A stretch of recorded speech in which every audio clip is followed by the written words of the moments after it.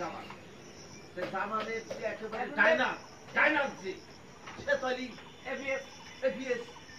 APS হলো ওই হামান।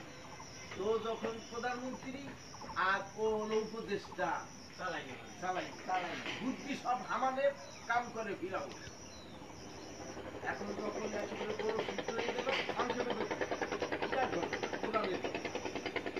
এখন ফিরাউন কয় দোস্ত কোনো কিছু তো অভাব রইল না বকাই দেখতে মিশরের রাষ্ট্রপতি বোমরা হেলা চাওয়ার সে পাওয়া বেশি বেশি। এখন একটা জিনিস বাকি নেই বুঝলেন